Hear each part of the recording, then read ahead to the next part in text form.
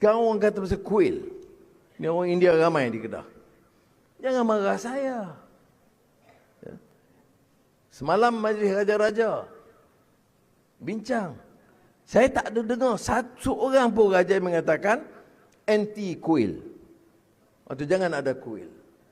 Saya baru sambut sahabat saya, Perdana Menteri Narendra Modi. Seorang yang kuat berpegangan Hindu dia. Dan negara majoriti Hindu. Menjadi sahabat kita. Kerjasama dengan kita. Tolak ansur dengan kita. Program yang saya cadang, dia untuk kebaikan kita. Baik kelapa sawit, baik teknologi, baik IT, baik universiti.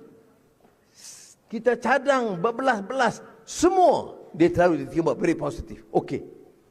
Paling mudah runding. Takkan saya nak ambil keputusan begitu, nak hina agama dia, nak sekat agama dia. Tapi ada masalah. Ya. Masalahnya ialah beberapa kuil yang dibina yang tidak mengikut peraturan atau hak tanah dan sebagainya. Apakah semua kita roboh? Tidak. Kita akan selesaikan dengan baik satu persatu. Saya buat pengumuman, ada orang kata, oh kena roboh sebab Perdana Menteri suruh. Ada. Bila yang saya suruh roboh? Saya kata ikut peraturan.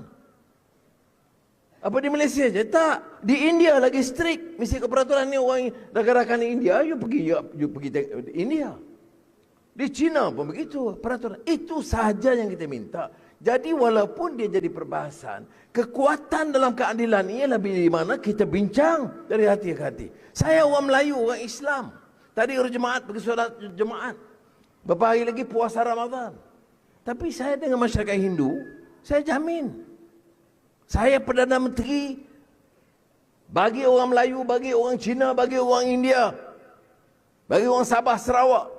Saya nak orang Melayu kasih kepada saya kerana saya kasih kepada mereka. Saya nak orang Hindu, orang India kasih kepada saya kerana saya jamin hak mereka dan kepentingan mereka. Ini prinsip yang kita nak jaga. Jangan saudara dengar layan-layan ini. Layanan orang yang pandangannya serong, negatif dan penuh dengan kebencian.